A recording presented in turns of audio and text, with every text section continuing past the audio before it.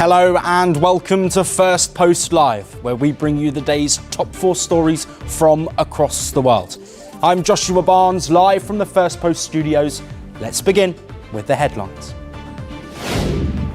Colombian President Gustavo Petro visits Washington for his first face-to-face meeting with US President Donald Trump, as months of sharp rhetoric and strained ties set the stage for a tense White House showdown. Russia resumes strikes on Kyiv, Ukrainian officials say, as a short-lived truce announced by US President Donald Trump collapses amid freezing winter conditions. A Bangladesh court sentences former Prime Minister Sheikh Hasina and her niece, British lawmaker Tulip Siddiq, to jail on corruption charges, deepening political turmoil in Dhaka. China's President Xi Jinping calls for a multipolar world free from unilateral bullying in a pointed swipe at the United States during talks with Uruguay's leader in Beijing. And heavy snowfall kills at least 30 people across Japan as troops are deployed to clear snow-hit towns buried under record-breaking drifts in the country's north.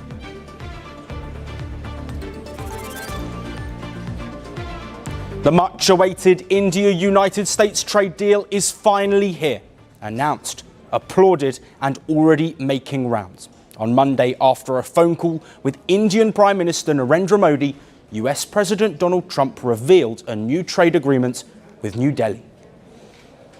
It includes lower tariffs, wider market access and a promise, at least according to the American side, that could redraw India's energy map. So, what exactly has been agreed? Well, let's start with the numbers. Donald Trump says he is cutting tariffs on Indian goods to 18%. That is a sharp drop from the earlier 50%, which was a combination of a 25% reciprocal tariff and an additional 25% penalty. Imposed over India's purchases of Russian oil, the deal eases months of friction between the two countries. Washington has long argued that India's oil imports from Russia indirectly fund the war in Ukraine that it wants to end. New Delhi, on the other hand, has maintained that energy security is non-negotiable. Now comes Trump's big claim. He says Prime Minister Modi has agreed to stop buying Russian oil and instead buy much more from the United States and potentially Venezuela. India has confirmed the tariff reduction. Prime Minister Modi welcomed Trump's decision to cut tariffs and even praised his leadership. But on Russian oil, there is no official confirmation from New Delhi. And that distinction matters. What we do know is that President Trump and PM Modi share a warm personal relationship. The US leader calls PM Modi one of his greatest friends and even described him as a tougher negotiator than himself. How is the talks with Prime Minister Modi going on a trade deal? And when going good. He largely stopped buying oil from Russia.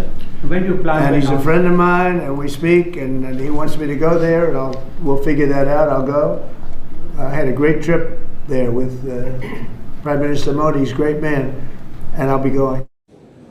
Now, Indian Prime Minister Narendra Modi was among the first leaders to visit the White House after Trump's return to office. Yet, despite the warmth, trade talks had stalled over Russian oil. Until now. In a Truth Social post, Trump mentioned very few details of the trade deal. He claimed India would reduce tariffs and non-tariff barriers on US goods to zero and commit to buying over $500 billion worth of American energy, technology, agriculture, coal and more. India now enjoys one of the lowest US tariff rates in Asia, lower than China, lower than Pakistan, Vietnam, Bangladesh and Indonesia, though still slightly higher than America's European partners and Japan. In terms of American imports, agricultural goods are likely to see reduced costs. Tech hardware components may see competitive pricings, and packaged foods could see slight affordability. India's textile and apparel sector is widely seen as the biggest beneficiaries of the Pact. The US accounts for nearly 28% of India's total textile exports. Gems and jewellery and chemical goods sectors will also benefit. This breakthrough comes almost exactly a year after formal trade talks between the two countries began. It also comes just days after India sealed a massive trade pact with the European Union, the so-called mother of all deals. But here's the catch. There is no detailed text of the trade agreement yet. What's certain for now is this. After months of uncertainty, the world's two largest democracies are back at the table. Now, all eyes are on what comes next. Months of talks, endless bargaining, one breakthrough. After India and the US finally clinched a long-awaited trade agreement, and reactions are pouring in. Markets responded sharply to the breakthrough. The rupee posted its strongest single-day rise in over 3 years earlier today. The rally came after the US sharply cut tariffs on Indian goods.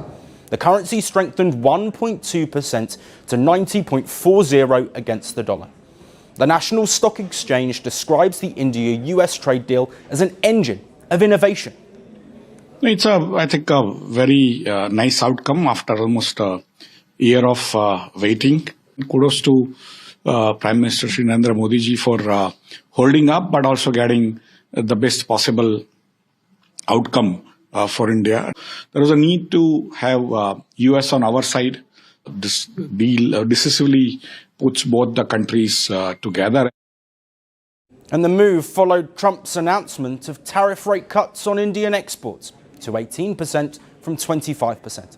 Equity markets also reacted positively as shares in Mumbai soared at the opening bell today. The Nifty index jumped 4.86% to 26,200 points. Following the announcement of the deal, members of the parliament from the National Democratic Alliance congratulated Prime Minister Narendra Modi in New Delhi for the historic trade deal. Indian External Affairs Minister S. Jaishankar welcomed the agreement, confirming that the deal would boost job creation. He added that it would spur economic growth, drive innovation, and strengthen the Make in India initiative. Defence Minister Rajnath Singh termed the Pact a landmark moment as it would take India-US economic ties to new heights. India's Minister of Parliamentary Affairs hailed the historic deals under the leadership of PM Modi. ऐतिहासिक trade deals Modi ji के नेतृत्व में 9 trade deal जो हुए हैं, जिसको हम free trade agreement कहते हैं, और India EU free trade agreement अभी एक सप्ताह पहले ही, एक सप्ताह भी पूरा नहीं हुआ, India EU free trade agreement का एक सप्ताह के अंदर फिर कल अमेरिका का साथ में जो एग्रीमेंट हुए और जो अनाउंसमेंट हुए टैरिफ में कटौती का, उसको लेकर के देश भर में उत्साह है। तो सांसदों में बहुत उत्साह थे। आज एनडीए पार्लियामेंट्री पार्टी में आदरणीय प्रधानमंत्री नरेंद्र मोदी जी को अभिनंदन किया। Finance Minister Nirmala Sitharaman said the move would benefit Made in India products, adding that people in both democracies would gain. While India's Union Minister of Railways said India and the US had vast potential, noting that the partnership could advance peace and development. The Union Minister of Road Transport and Highways of India also hailed the deal. He said it would strengthen mutual trust and significantly boost confidence in business, trade and investment. However, the opposition expressed displeasure over the government's trade deal with the US. The Congress party raised strong concerns over the agreement. They are asking the Modi government to disclose the full details of the deal. The party sought clarity on its impact on farmers, traders and industry. Some Congress lawmakers even described the government's move as a madhouse decision. Of India has become a madhouse. It is nothing but your GST Bachao Utsav, you remember? Which the government of India celebrated so much. Similarly, the US tariff also 26% से 18% करा दिया. It is reduced. You are celebrating a reduction while For Indian goods, there is for American goods there is zero tariff. I don't know what the government of India is celebrating. I don't see the sense in this. And opposition lawmakers were seen protesting outside the parliament premises against the India-US trade agreement. The Federation of Indian Export Organizations called the agreement the father of all deals. It is extremely good news. Indian exporters will now be equally competitive compared to Southeast Asian and South Asian rivals. If you look at a lot of our rivals in the region, it is mostly above 19%. And exporters say the earlier high US tariffs badly hurt labour-heavy sectors like seafood, gems and jewellery.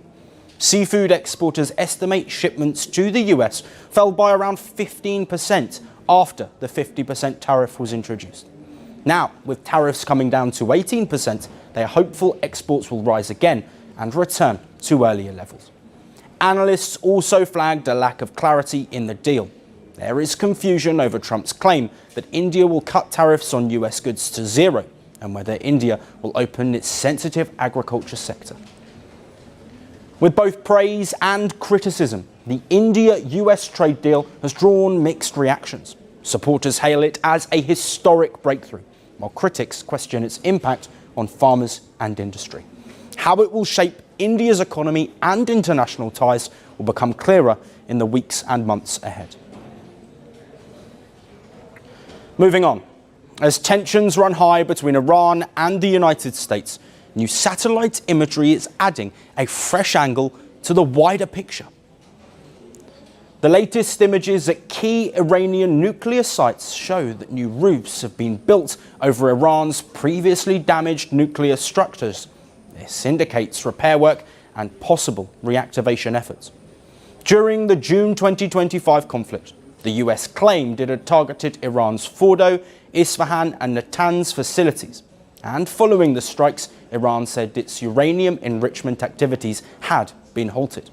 In fact, Iran's army chief said on Saturday that the country's nuclear science and technology will survive, even if Iran loses infrastructure or scientists. His comments come at a time when pressure is mounting from Washington and diplomatic talks appear to be moving forward at the same time. Iran and the United States are now set to resume direct nuclear talks this Friday in Turkey. The meeting will take place in Istanbul and will bring together US Special Envoy Steve Witkoff and Iranian Foreign Minister Abbas Araghchi. A regional diplomat said representatives from several West Asian countries, including Saudi Arabia, Egypt, Qatar and the UAE, are also expected to attend.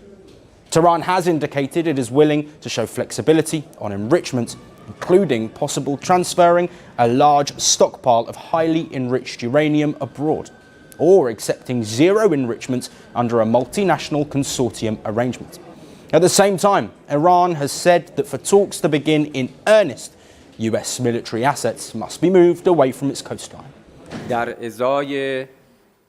In exchange for confidence building and addressing pretexts over concerns about Iran's nuclear program, surely our demand is the lifting of the unjust sanctions that have been imposed on the Iranian people in recent years. The issue we are dealing with now also includes threats, and certainly in any negotiation, in any diplomatic process, all of these must be addressed together.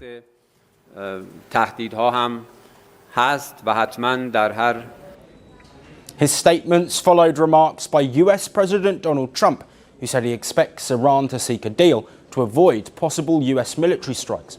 Trump has repeatedly warned that if talks fail, serious consequences could follow.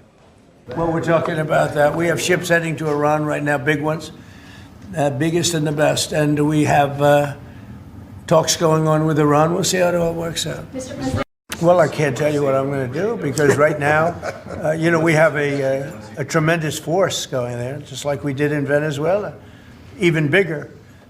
And they'll be there soon. And I'd like to see a deal negotiated. I don't know that that's going to happen. But, I mean, if I knew I wouldn't be able to, I wouldn't tell you. I'd be very foolish if I would tell you. But right now we're talking to them. We're talking to Iran. And if we could work something out, that'd be great. And if we can't, probably bad things would happen. And despite the show of force, diplomacy is back on the table. Iranian President Masoud Pezeshkian confirmed he has ordered the start of nuclear talks with the United States, but with clear conditions. I should also state unequivocally that Iran's defensive and missile capabilities and Iran's missiles will never be the subject of any negotiations. I do not think any country is prepared to compromise with anyone over its own security and defense. While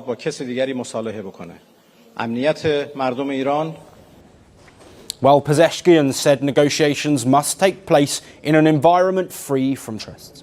He also emphasised that talks would focus strictly on the nuclear file. Iran has rejected any discussion on its missile programme or defence capabilities, stressing that those issues are a non-negotiable. Iran's foreign minister has said a deal is possible, provided Washington pursues a fair agreement. After the failure of this recent conspiracy, now they are the ones who are talking about diplomacy again, and we have always been ready for diplomacy, provided that it is from an equal position, provided that it is for mutual respect and to secure different interests with the Iranian people. We must speak with respect. Whoever speaks with respect, you will respond with respect, and whoever speaks with threats and force will be responded to with the same language.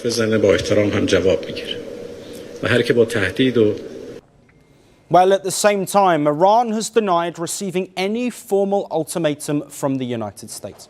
Tehran says it does not accept deadlines or threats in diplomacy, even as it signals willingness to talk. Adding to those warnings, Iran's supreme leader also recently cautioned that any attack by the United States could trigger a wider regional war. Beyond the United States, Iran is also pushing back against European actions. It accused the EU of undermining regional stability. This follows a decision by the European Union to designate Iran's Islamic Revolutionary Guard Corps as a terrorist organisation, citing its role in a deadly crackdown on anti-government protests inside of Iran. This move by the European Union was not only an insult to the Iranian people, but also stemmed from a strategic miscalculation by the EU. Unfortunately, the European Union has forgotten that those it insults by labeling them as terrorists are the ones safeguarding security and stability in the Persian Gulf region. As repairs continue at damaged nuclear sites and negotiations begin to take shape, analysts say Iran is making it clear. Talks may proceed, but all eyes will be on Friday when Iran's position becomes clearer. And for our final story, Elon Musk is at the centre of one of the biggest business mergers in history. His company SpaceX has acquired his artificial intelligence startup xAI, and the deal represents one of the most ambitious moves in the technology sector ever. The deal will bring Musk's AI work directly into his space business, alongside satellites, rockets, and Starlink internet services. But why has this merger happened? Musk says the answer is simple. AI requires a huge amount of electricity and water, and operating on Earth is becoming difficult. Massive AI data centers have been popping up across the world as artificial intelligence becomes more common. Musk's solution put these data centers in space. It offers things that Earth can't: endless sunlight, a lot of empty room, and no need for cooling. So, on paper, it makes perfect sense, and the numbers involved are massive. Reports suggest that xAI was valued at $250 billion, and SpaceX at $1 trillion. And Elon Musk, the world's richest man, has hailed the move as a major step forward. This marks not just the next chapter, but the next book in SpaceX and xAI's mission. Scaling to make a sentient sun to understand the universe and extend the light of consciousness to the stars. But how does Elon Musk's company acquire another of Elon Musk's companies? Well, reports suggest that investors in xAI will receive around 0.14 shares of SpaceX for every share they had of xAI. while some executives also have the option of receiving cash instead of stock in the newly bolstered SpaceX. The combined company of SpaceX and xAI is expected to price shares at around $527. Now, this merger comes as a precursor to a major move that has been in the planning.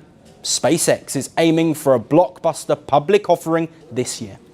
Typically known as an IPO, this is when a private company sells its stock to the public for the first time. And reports suggest that this move could value SpaceX after the offering at a huge $1.5 trillion.